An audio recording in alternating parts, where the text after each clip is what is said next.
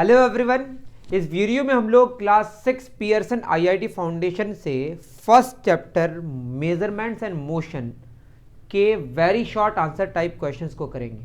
हमने already theory शुरू कर दिया है और थ्योरी में मैंने introduction that is physical quantities को डिस्कस किया है ना। आज very short answer type questions को डिस्कस करेंगे। वो तो क्वेश्चंस करेंगे ही जो फर्स्ट लेक्चर जो थ्योरी वाला है उससे रिलेटेड है, और कुछ एक्स्ट्रा भी कुछ चीज़ें आएंगी उसको मैं समझाने की इसमें कोशिश करूंगा। वैसे थ्योरी पार्ट्स भी आ जाएंगे, डोंट वरी। ओके, तो very short answer type questions में सबसे पहला क्वेश्चन है, which of the following is a fundamental quantity. है ना, बात किसकी हो रही है? फंडामेंटल क्वांटिटी की। सबसे पहला ऑप्शन है लेंथ, फिर दूसरा ऑप्शन है हमारा एरिया, तीसरा ऑप्शन है हमारा वॉल्यूम और चौथा ऑप्शन है फोर्स। मैंने बताया था फंडामेंटल क्वांटिटीज किसको कहते हैं? जो इंडिपेंडेंट होता है खुद से। क्लियर है? जैसे लेंथ है, मास है, टाइम है ना। एरिया लेंथ और ब्रेथ पे डिपेंड करता है, दैट इज ये डिराइव्ड क्वांटिटीज है। कौन से क्वांटिटीज हैं? Derived quantities. मैंने डिस्कस कर दिया ऑलरेडी, ठीक है, जो फंडामेंटल क्वांटिटीज पे डिपेंड करता है। तो फंडामेंटल क्वांटिटीज में लेंथ हो गया, एरिया तो नहीं हुआ क्योंकि एरिया डिपेंड कर रहा है लेंथ और ब्रेथ पे। वॉल्यूम लेंथ, ब्रेथ और हाइट तीनों पे डिपेंड कर रहा है। फोर्स मास पे डिपेंड करता है, और वेलोसिटी दैट इज स्पीड के चेंज पे और टाइम पे डिपेंड करता है। ये बाद में आप समझेंगे। मास और एक्सेलरेशन पे डिपेंड करता है, तो ये भी नहीं होगा, है ना। तो फंडामेंटल क्वांटिटीज की लिस्ट में लेंथ आया, है ना, तो यहां पे लेंथ ऑप्शन में मैच कर रहा है। क्लियर है? और मैंने डिटेल फिजिकल क्वांटिटीज पे समझा दिया, आप समझ जाए वहां से। Next, which the following unit is a derived unit. बोला है यहां पे डिराइव्ड यूनिट, है ना। सबसे पहला क्यूबिक मीटर है। क्यूबिक मीटर का मतलब मीटर क्यूब्ड, है ना। B newton. न्यूटन ये स्पेलिंग होगा, ठीक है। न्यूटन जब किसी का नाम लिखें आप यूनिट के लिए, है ना, तो पूरा लिखने से स्मॉल से शुरू होता है या सिंबल कैपिटल एन होता है, ठीक है। इसको आप ठीक कर लें। सी ऑप्शन में मीटर स्क्वायर। डी ऑप्शन है हमारा ऑल। अब एक बात बताएं, डिराइव्ड क्वांटिटीज के जो यूनिट्स होंगे वो डिराइव्ड यूनिट्स होंगे, सिंपल। तो मीटर क्यूब किसका यूनिट है? वॉल्यूम का। नहीं जानते हैं तो जान लीजिए, वॉल्यूम में आता है लंबाई गुना चौड़ाई गुना ऊंचाई, length into breath into height. तो लेंथ का ऐसा यूनिट जो इंटरनेशनल सिस्टम वाला यूनिट है वो मीटर होता है। तो मीटर, ब्रेथ का भी क्या होगा? मीटर, हाइट का भी क्या होगा? Metre. Metre into metre into metre, metre cube is the unit of volume. तो ये भी डिराइव्ड यूनिट है। न्यूटन फोर्स का यूनिट है, याद रख लीजिए, और फोर्स एक डिराइव्ड क्वांटिटी है, तो उसका यूनिट भी क्या होगा? डिराइव्ड होगा। वैसे इसमें मास है और एक्सेलरेशन है ना, समझेंगे आगे हम लोग। मीटर स्क्वायर एरिया का यूनिट है। एरिया का फॉर्मूला होता है length into breadth, metre into metre, metre square. तो आंसर में क्या होगा? चारों होगा, सॉरी तीनों होगा। क्लियर है? तो दो तरह के क्वांटिटीज हैं, फंडामेंटल और डिराइव्ड। फंडामेंटल के यूनिट्स को क्या बोलेंगे? फंडामेंटल यूनिट या बेस यूनिट, और डिराइव्ड क्वांटिटी के यूनिट को डिराइव्ड यूनिट बोलेंगे। क्लियर है? यूनिट क्या है? जिसमें हम मेजर करते हैं। जैसे हमको लेंथ मेजर करना है तो मीटर में मेजर करेंगे। क्लियर है? समझ रहे हैं मेरी बात? इस तरह से। Third number, the unit of electric current is denoted by. Unit of electric current is denoted by IEAA।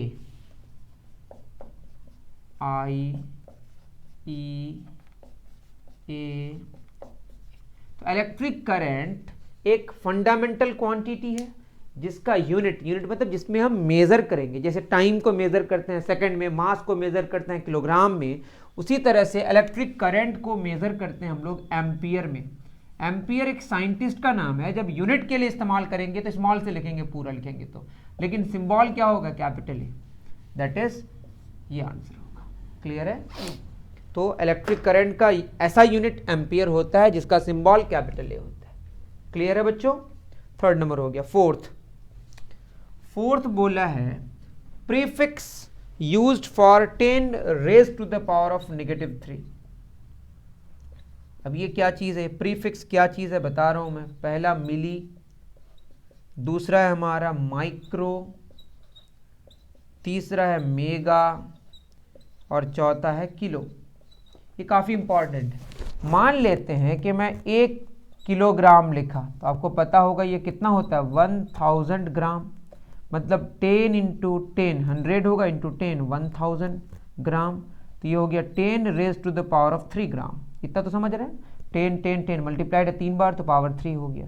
That is ये जो के आप देख रहे हैं पीछे ये किलो है, तो kilo is nothing but prefix. तो प्रीफिक्स किलो के लिए क्या लगा 10 raise to the power of 3। ये पावर पॉजिटिव है, इसको बोलते हैं मल्टीपल। अगर पावर निगेटिव होता तो ये होता सब मल्टीपल। क्लियर है? तो एक तो बात समझ आ गई कि किलो नहीं होगा, क्योंकि किलो के लिए 10 पे पावर 3 आता है। ठीक है, उसी तरह मेगा के लिए 10 पे पावर 6 आता है, तो ये भी नहीं होगा। माइक्रो के लिए क्या आता है बता रहा हूं, जैसे मैं बोलूं 1 mg मतलब मिलीग्राम, ये होता है 1 ग्राम का आप 1000 टुकड़ा करें, 1/1000 ग्राम, मतलब 1/1000 कितना 10 पे पावर 3 होता है, और ये 10 पे पावर 3 ऊपर जाएगा तो -3 हो जाएगा। क्लियर है? तो ये जो m है पीछे इसको मिली कहते हैं। मिली भी क्या है हमारा प्रीफिक्स, और इसके लिए आया क्या 10 पे पावर -3, तो ये आंसर होगा, है ना। और माइक्रो होता है 10 पे पावर -6, और पावर पॉजिटिव होने से मल्टीपल कहते हैं और पावर निगेटिव होने से सब मल्टीपल कहते हैं। आई थिंक बात आपको समझ आ रही है। अगर आपको थ्योरी चाहिए पहले तो मुझे आप बताएं। मुझे लगा कि ये लेक्चर अगर मैं रिकॉर्ड करूंगा तो इससे आपको क्वेश्चंस के साथ चीज़ें समझ आ जाएंगी। क्लियर है? इसीलिए पहले मैं इसको कर रहा हूँ। वैसे हो सकता है कि जब आप वीडियो देख रहे होंगे तब मैं वो भी बना लिया हूँगा। I don't know about that, आप कब देख रहे होंगे मुझे इसका आइडिया नहीं है। कुछ बच्चे बहुत पहले देखेंगे, कुछ बाद में देखेंगे, है ना। चलिए क्वेश्चन नंबर 5 में क्या बोला है, prefixes used for negative power of 10। Negative power of 10 के लिए जो प्रीफिक्स होता है मैंने अभी आपको बताया। सबसे पहला ऑप्शन है यूनिट्स। यूनिट्स नहीं होगा। नेगेटिव पावर को हम क्या बोलते हैं सब मल्टीपल्स। वैसे हमने बता दिया, वैसे तब भी लिख रहा हूं मल्टीपल्स पावर पॉजिटिव वाले के लिए। सी में क्या बोला है सब मल्टीपल्स, है ना।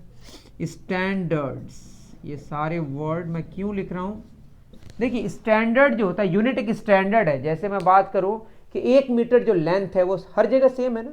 ऐसा तो नहीं है कि इंडिया में अलग है और अमेरिका में अलग है या किसी और कंट्री में अलग है। 1 मीटर जो लेंथ है वो सबके लिए सेम है। 1 सेकंड जो टाइम है वो सबके लिए सेम है। दैट इज वो स्टैंडर्ड कहलाता है। तो नेगेटिव पावर ऑफ 10 तो स्टैंडर्ड नहीं है, वो प्रीफिक्स के लिए इस्तेमाल होता है। मैं जो बताया सब मल्टीपल में। यूनिट क्या है कि स्टैंडर्ड है। मल्टीपल पावर पॉजिटिव होता है, ये भी नहीं होगा। पावर नेगेटिव क्या होगा सब मल्टीपल, है ना। नेक्स्ट क्वेश्चन नंबर 6 क्या कह रहा है, to measure irregular areas. To measure क्या बोल रहा है, irregular areas dash paper is used. तो इरेगुलर एरियाज के लिए कौन सा पेपर हम लोग इस्तेमाल करते हैं, जैसे यहाँ पे हम ग्राफ बनाते हैं ऐसे ही समझने के लिए, है ना। ऐसे कुछ मैंने एक बॉक्सेस बना दी और मैंने एक ऐसा एक बना लिया, है ना, फिगर। इस फिगर में आप देखिए, मैं अगर बात करूं ये थोड़ा सा देखिए मैं कहाँ लूं, यहाँ पे पूरा का पूरा एरिया आपको मिल रहा है। मान लेते 1 मीटर स्क्वायर है ना। यहाँ पे भी पूरा मिल रहा है, लेकिन ये वाला और ये वाला मिलके लगभग ऐसा लग रहा है कि एक है। लगभग में बात कर रहे हैं, या इसको भी साथ में ले लें तो ये और ये मिलकर लगता है कि एक बॉक्स कंप्लीट हो रहा है। तो इस तरह से जो हम एरिया निकालते हैं इसको ग्राफ पेपर का इस्तेमाल करने के, इरेगुलर एरिया है इसके लिए हम किसका इस्तेमाल कर रहे हैं, ग्राफ पेपर का। ठीक है। 7 number, 2 decades are equal to, 2 decades कितना ईयर्स होगा। 1 डिकेड में 10 साल होते हैं, तो 2 डिकेड्स में 20 साल होगा। खत्म, आसान क्वेश्चन था। 5 सेंटीमीटर्स आर इक्वल टू कितना मीटर्स बोला है, तो यहाँ पे जो मीटर है एम से पहले, मीटर से पहले सेंटी है। सेंटी का मतलब आप याद रखें 100 पार्ट्स में बांटना पड़ता है, दैट इज यहाँ होगा 5/100 मीटर्स, या 5/100 आता है पॉइंट में 0.05 मीटर्स। क्लियर है, आसान बात हो गई। 9 नंबर, कितना ग्राम्स मेक 0.2 किलोग्राम, कितना ग्राम्स बराबर 0.2 किलोग्राम।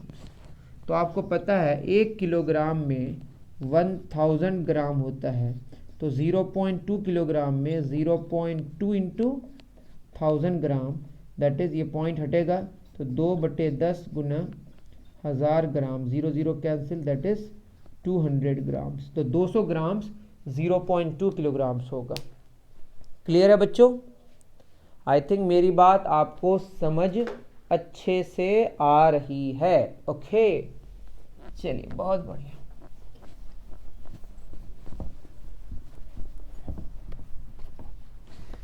कहां तक आ गए हम लोग? 5 मिली सेकेंड्स। 10 नंबर क्या बोला है? 5 मिली सेकेंड्स का क्या होगा? मिली सेकेंड ही है, सेकेंड से पहले एम लगा हुआ है, दोनों एक साथ। मिली का मतलब 1000 पार्ट्स में बांटना, 5/1000 सेकेंड, यह होगा 0.005 सेकेंड्स। क्लियर है, आसान हो गया। 11 number, the ratio of the SI unit of mass to its CGS unit. Mass की अगर बात करें, मास में 2 यूनिट्स की बात करी गई, एक होगा एसआई यूनिट मतलब किलोग्राम, और मैं अगर सीजीएस यूनिट की बात करूं तो सीजीएस, सी से होता है सेंटीमीटर, जी से होता है ग्राम, एस से होता है सेकंड, है ना।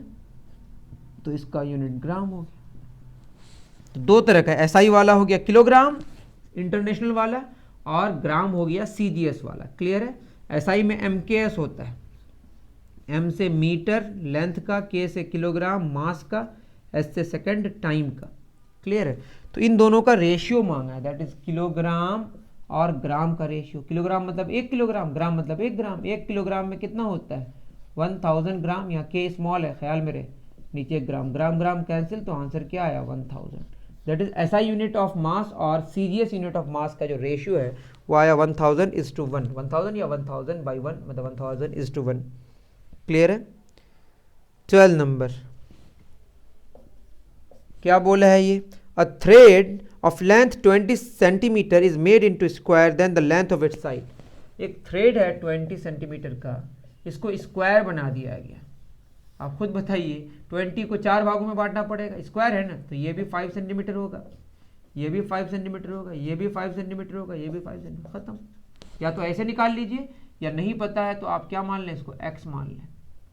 तो ये भी कितना होगा हमारा x, ये भी कितना होगा x, और ये भी कितना होगा x, और ये पूरा कितना है हमारा 4x, दैट इज 4x मिलके हमारा 20 सेंटीमीटर हो गया।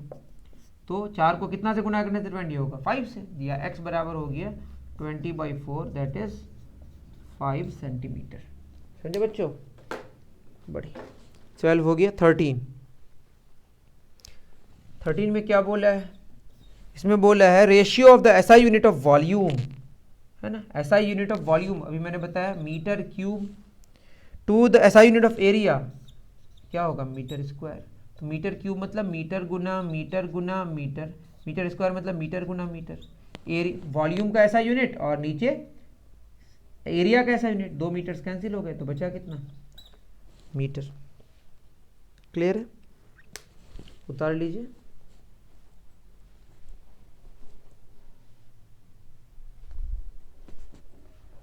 बहुत बढ़िया।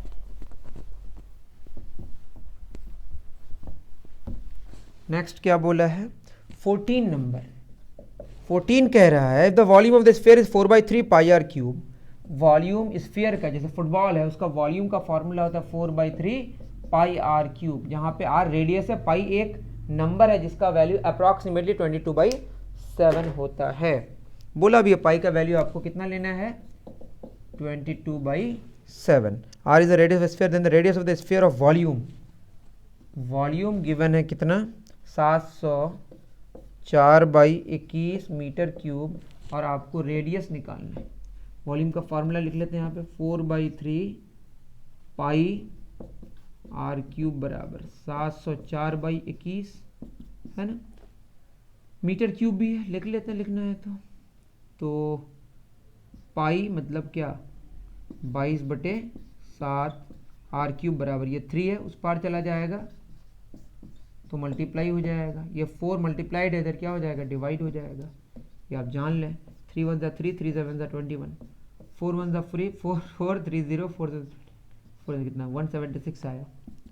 तो r³ बराबर क्या हो गया 7 उधर चला जाएगा 176/7, ये 7 नीचे है ऊपर गया 22 नीचे आ गया 7 7 कैंसिल, इधर मीटर क्यूब भी है।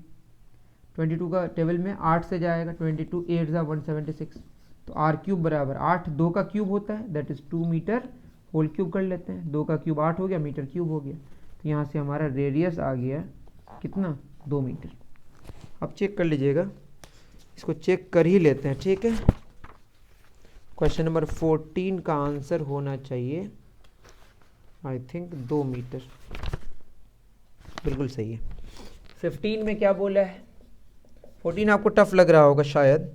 कितना ग्राम्स मेक्स 20 मिलीग्राम्स, 20 मिलीग्राम्स बराबर कितना ग्राम्स, मिली का मतलब मैंने बताया था आपको है ना, कितना होगा 20 बाई क्या कर देंगे 1000 ग्राम, खत्म, 1 0 खत्म, तो क्या आया 0.02 ग्राम्स या 2/100 ग्राम।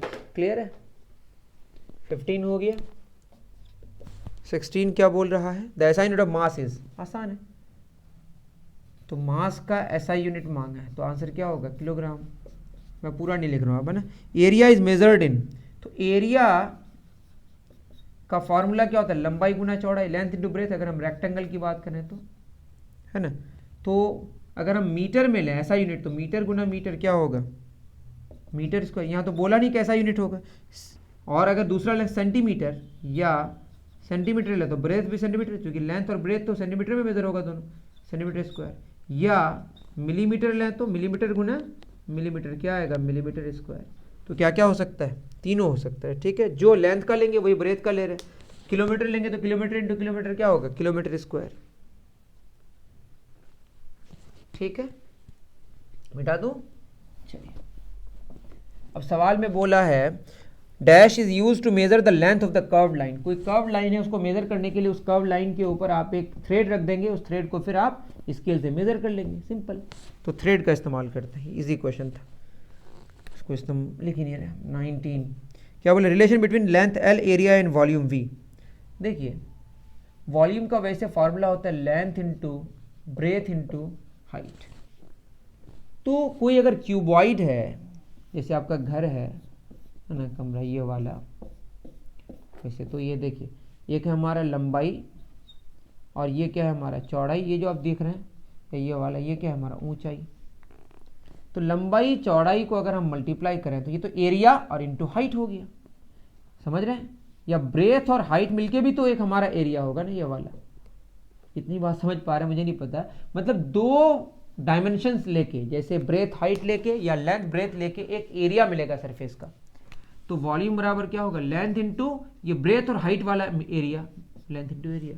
तो अब देख लीजिएगा फर्स्ट में है ये वॉल्यूम बराबर हो गया एरिया इंटू लेंथ, या ये भी हो सकता है ऑप्शन में ऐसा नहीं है लेंथ इंटू ब्रेथ मिलके भी एक एरिया होगा, ये मिलके भी तो एक एरिया होगा ना, ये होगा लेंथ इंटू ब्रेथ मिलके एरिया, तो AH ये भी हो सकता है। या ये भी हो सकता है वॉल्यूम बराबर लेंथ इंटू हाइट, पहले लिख दी इंटू ब्रेथ, तो ये मिलके एक एरिया, लेंथ और हाइट वाला भी एक एरिया होगा, लेंथ और हाइट वाला ये वाला एरिया। क्लियर है, तो एरिया इंटू ब्रेथ डिपेंड करता है कौन सा ले रहे हैं, एरिया किस किस डायमेंशन का इस्तेमाल करके, जो बच गया वो हाइट के जैसा बिहेव करेगा। क्लियर है, अब ये बात आपको कम समझ आएगी शायद मुझे लग रहा है। क्वेश्चन नंबर 20 क्या कह रहा है, if the length of the square is 2 centimetre area in ऐसा यूनिट। देखिए एक स्क्वायर है, इसका जो एक साइड है वो 2 सेंटीमीटर, एरिया मांगा है, तो एरिया का फॉर्मूला होता है लंबाई गुना चौड़ाई, बट इसका लेंथ तो दोनों सेम ही होगा, साइड इंटू साइड सुने हैं ना आप स्क्वायर के बारे में।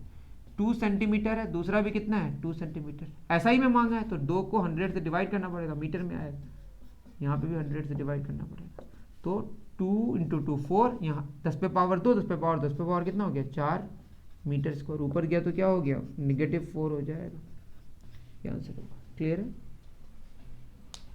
डन, बहुत बढ़िया। नेक्स्ट क्वेश्चन है the least measurement of time in a wall clock is, तो वॉल क्लॉक में सबसे छोटा टाइम का मेजरमेंट कितना होता है, 1 सेकेंड्स।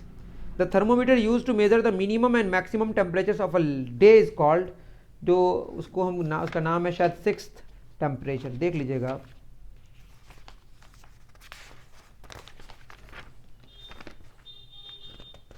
तो क्या है इसका, जल्दी पलट भी नहीं रहा है ना। क्वेश्चन नंबर 22 में 6th मैक्सिमम मिनिमम नाम है बस। The short hand of clock is 12 minutes, the short hand of a clock is at 12 and minute hand is 3, then the time at that instant. ये आसान है, जो शॉर्ट हैंड है वो 12 में, मतलब 12, और जो मिनट हैंड है वो 3 में, दैट इज 12:15 है ना, simple. The relation between kelvin scale and kelvin and Celsius दिया हुआ है। केल्विन सेल्सियस जो होता है ये टेम्परेचर के मेजरमेंट से, टेम्परेचर का यूनिट्स है ना, और दिया हुआ है 24 में K बराबर C+23। तो जब हमको सेल्सियस में गिवन हो तो 273 ऐड करेंगे तो केल्विन मिल जाएगा, या यूं समझें केल्विन माइनस 273 से हमको सेल्सियस मिल जाएगा, मतलब केल्विन में जो भी वैल्यू है 273 घटा दीजिए सेल्सियस में मिल जाएगा। क्वेश्चन में 19 केल्विन को निकालना है सेल्सियस में, तो 19 केल्विन पुट कर दे रहे हैं, 19 minus 273 is equal to Celsius, तो C बराबर हो गया 13 हो गया 4, 6 में गया 5, नेगेटिव 254 डिग्री सेल्सियस आ गया आंसर, मिला लीजिएगा। The shape of 6th maximum and minimum thermometer is in the shape of English alphabet. 25 का आंसर यू शेप्ड होता है ना, एक डिवाइस है बस, इसमें क्या ही मुझे बताना। क्वेश्चन नंबर 26 अच्छा क्वेश्चन है, इसमें कह रहा है the angle between the minute hand and the hour hand in a clock at 12:30। देखिए जब 12:30 होगा, ये हमारे पास क्या है, मैं तो कुछ खराब बना दिया घड़ी में, इस तरह से थोड़े होता है, यहाँ पे 2 12:30, तो घंटे का काटा यहाँ पे कहीं होगा, और 30 मतलब यहाँ पे होगा, लेकिन जब 30 मिनट होगा तो घंटे का काटा थोड़ा सा तो घूम भी जाएगा ना ऐसे, है ना। तो 12 का काटा थोड़ा आगे बढ़ा और 30 मतलब यहाँ पे होगा, ये किससे बड़ा है, 90 डिग्री से बड़ा है, तो आंसर होगा ग्रेटर देन 90 डिग्री। क्लियर है। 27 temperature is a fundamental quantity, physical quantity. Temperature क्या है, फंडामेंटल क्वांटिटी आपको मैं बताया हूँ, और फिजिकल क्वांटिटी भी है क्योंकि इसको मेजर कर सकते हैं, simple. Time is a fundamental quantity, क्यों, क्योंकि ये किसी पर डिपेंड नहीं करता, independent of other quantities, simple. The device use to measure temperature is, temperature को मेजर करने के लिए हम लोग थर्मोमीटर का इस्तेमाल करते हैं, simple. With the following units of temperature is not followed by the word degree. किसमें डिग्री नहीं होता, केल्विन में डिग्री नहीं होता, सेल्सियस में डिग्री होता है और फॉरेनहाइट में होता है, और सेंटीग्रेड सेल्सियस दोनों एक ही है, केल्विन में नहीं होता है। किसमें नहीं होता है, केल्विन में नहीं होता है, ठीक है। जब भी किसी यूनिट का इस्तेमाल करेंगे, यूनिट बनाएंगे किसी साइंटिस्ट का नाम इस्तेमाल करके, तो पूरा लिखेंगे तो स्मॉल से शुरू करेंगे। यहाँ पे इन चीज़ों का इस्तेमाल थोड़ा गलत कर दिया, खुद ही आप थ्योरी पढ़ेंगे तो इसमें लिखा हुआ है। If a body does not change its position it must be in state of, जब बॉडी अपना पोजीशन किसी के रिस्पेक्ट में चेंज नहीं करता है तो वो रेस्ट में होता है। वैसे मैं मोशन में अच्छे से समझाऊंगा, जैसे आप घर में अपने दीवार की तरफ जा रहे होते हैं, दीवार भी आपकी तरफ आ रहा होता है, तो दोनों आपस में एक दूसरे के रिस्पेक्ट में क्या है, मोशन में, मतलब दोनों एक दूसरे के रिस्पेक्ट में पोजीशन चेंज कर रहा होता है। जैसे आप स्टेशन में बैठे हैं तो गाड़ी जब आती है तो आप कहते हैं गाड़ी आ रही है, क्यों, क्योंकि आपके नज़दीक गाड़ी आती है। उसी तरह गाड़ी में बैठ के आप बोलते हैं स्टेशन आ रही है, क्यों, क्योंकि आप स्टेशन के नज़दीक जा रहे हैं तो स्टेशन भी आपके नज़दीक आ रहे हैं, इस तरह से। क्लियर है। तो बॉडी अपना जब पोजीशन चेंज नहीं करता है किसी के रिस्पेक्ट में तो रेस्ट में होता है, और चेंज कर रहा होता है तो मोशन में होता है। डिस्टेंस कवर्ड का CGS यूनिट, मैंने बताया CGS, डिस्टेंस मतलब एक लेंथ ही तो है, 2 पॉइंट्स के बीच का जो पाथ का लेंथ होता है, जहां से आप जहां तक जाते हैं उस रास्ते की लंबाई को हम बोलते हैं डिस्टेंस। तो डिस्टेंस को हम सेंटीमीटर में मेजर करेंगे क्योंकि C से सेंटीमीटर होता है। 33 में एक्सेलरेशन की बात करी गई है, तो एक्सेलरेशन का जो ऐसा एक्सेलरेशन लिखा हुआ है, ये इसका यूनिट होता है मीटर पर सेकंड स्क्वायर, याद रख लीजिए। मैं कुछ बता दूं, जैसे डिस्टेंस है ना, इसका यूनिट होता है SI मीटर, और अगर डायरेक्शन के साथ बात करें तो डिस्प्लेसमेंट होगा, इसका यूनिट भी मीटर होगा, क्योंकि डिस्प्लेसमेंट डायरेक्ट वाला लेंथ होता है। और अगर आप स्पीड लें, है ना, ये मीटर पर सेकंड में होता है, और स्पीड को डायरेक्शन के साथ बात करेंगे, मतलब 1 सेकंड में कितना मीटर हुआ, वेलोसिटी की बात होगी, तो ये होगा, ये भी मीटर पर सेकंड, लेकिन इसमें डायरेक्शन की बात होगी, है ना। उसी तरह से वेलोसिटी का चेंज होने का जो रेट होता है उसको हम एक्सेलरेशन कहते हैं, ये होगा मीटर पर सेकंड या मीटर पर सेकंड स्क्वायर। तो एक्सेलरेशन का ऐसा यूनिट मीटर पर सेकंड स्क्वायर, वैसे मैं बताऊंगा आपको, ठीक है, बाद में। अब passenger is in a moving bus appears to be in a state of rest with respect to other passengers, या वो ट्रेन में जो बैठा हुआ है उस डिब्बे या ट्रेन के रिस्पेक्ट में तो रेस्ट में है ना, बाहर के सराउंडिंग के रिस्पेक्ट में मोशन में, बट ट्रेन के रिस्पेक्ट में, ट्रेन के साथ तो वो चिपका हुआ है, दैट इज ट्रेन के रिस्पेक्ट में वो रेस्ट में। A body is said to be in state of motion if it changes its position, जब पोजीशन चेंज करता है किसी के रिस्पेक्ट में तो मोशन में होता है, और नहीं चेंज करता है किसी के रिस्पेक्ट में तो वो रेस्ट में होता है। 36 ऐसा यूनिट ऑफ वेलोसिटीज, देखिए मीटर पर सेकंड, या इसी को लिखने का और एक तरीका है, मीटर सेकंड पे पावर नेगेटिव 1 है, पावर ऊपर गया नेगेटिव 1 हो गया, इसको लिखने का तरीका मीटर सेकंड पे पावर नेगेटिव 2, दोनों तरीका ठीक है, ये भी ठीक है और ये भी ठीक है। Which the following is different from the others, पहला डिस्टेंस कवर्ड, फिर डिस्प्लेसमेंट, वेलोसिटी, एक्सेलरेशन। तो डिस्प्लेसमेंट, वेलोसिटी, एक्सेलरेशन, मैंने बोला ना डिस्प्लेसमेंट के साथ वेलोसिटी है क्योंकि यहाँ डायरेक्शन है, और वेलोसिटी के साथ भी एक्सेलरेशन है, ये मतलब डिस्प्लेसमेंट, वेलोसिटी और एक्सेलरेशन में डायरेक्शन की बात होती है, और डिस्टेंस कवर्ड डायरेक्शन के बिना बात होती है। बाद में समझेंगे डिस्टेंस एक स्केलर क्वांटिटी है, डिस्प्लेसमेंट, वेलोसिटी और एक्सेलरेशन एक वेक्टर क्वांटिटी है, या यूं समझें डिस्प्लेसमेंट, वेलोसिटी और एक्सेलरेशन तीनों में डायरेक्शन है और डिस्टेंस में डायरेक्शन नहीं है, बस इतना जान लें। तो कौन अलग हुआ, डिस्टेंस कवर्ड अलग हुआ। सेंटीमीटर पर second is the unit of, तो जब मैं बात करूं 38 सेंटीमीटर पर सेकंड मतलब क्या होगा, एक सेकंड में कितना सेंटीमीटर, तो या तो स्पीड होगा या वेलोसिटी होगा, है ना, तो यहां पे आंसर होगा वेलोसिटी, ऑप्शन सी, ठीक है।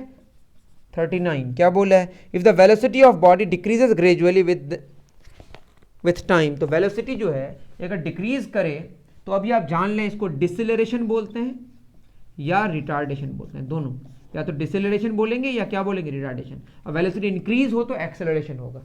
वैसे इसमें बहुत डेप्थ है, स्पीड बढ़ने वाले को हम एक्सेलरेटेड मोशन बोलते हैं, स्पीड घटने को बोलते हैं रिटार्डेड मोशन, ठीक है। उसके बाद याद रहे एक्सेलरेशन तभी होता है जैसे डिस्प्लेसमेंट होने से ही वेलोसिटी होगा, उसी तरह से वेलोसिटी का चेंज होता है तब एक्सेलरेशन होता है। वेलोसिटी में स्पीड के साथ डायरेक्शन की बात होती है, जैसे मैं बोलूं कि 2 मीटर पर सेकंड, मतलब गाड़ी 2 मीटर पर सेकंड में चल रही है और नॉर्थ की तरफ चल रही है, तो उसकी वेलोसिटी 2 मीटर पर सेकंड नॉर्थ की तरफ है, अगर वो चेंज होगा तब एक्सेलरेशन होगा। तो एक्सेलरेशन तभी होता है जब वेलोसिटी का चेंज होता है, और वेलोसिटी का चेंज ना हो तो एक्सेलरेशन का वैल्यू कितना होगा, 0। तो क्वेश्चन में बोला है बस is moving with uniform velocity, तो एक्सेलरेशन का वैल्यू कितना आएगा, 0। क्लियर है। तो ये सारे क्वेश्चंस मैंने डिस्कस कर दिए, है ना। मैं फिर कह रहा हूँ जब बॉडी अपना पोजीशन चेंज करता है तो बॉडी एक जगह से दूसरी जगह गया, डायरेक्ट वाला जो डिस्टेंस है इसको डिस्प्लेसमेंट कहते हैं, तो उसके साथ कुछ ना कुछ उसकी वेलोसिटी होगी, और जब वेलोसिटी चेंज होगा या तो स्पीड बढ़ेगा या घटेगा या डायरेक्शन चेंज होगा तो उसमें एक्सेलरेशन आएगा, और अगर वेलोसिटी चेंज नहीं हो रहा है मतलब यूनिफॉर्म वेलोसिटी है, मतलब एक्सेलरेशन का वैल्यू 0 है। ये क्वेश्चन नंबर 40 में डिस्कस कर रहा था, है ना। तो उम्मीद कर रहा हूँ कि आपको जो very short answer type question है वो अच्छे से समझ आया होगा, और आपको कहीं पे भी डाउट हो तो मुझे कमेंट करके बताएं। वैसे मैं थ्योरी जब पढ़ाऊंगा तो सब क्लियर ही हो जाएगा, या जब आप वीडियो देख रहे हैं अगर थ्योरी कंप्लीट हो चुका है then no worries, I think आपको मेरी बात समझ आई है। मिलते हैं फिर नेक्स्ट वीडियो में। थैंक यू वेरी मच मेरे प्यारे बच्चों।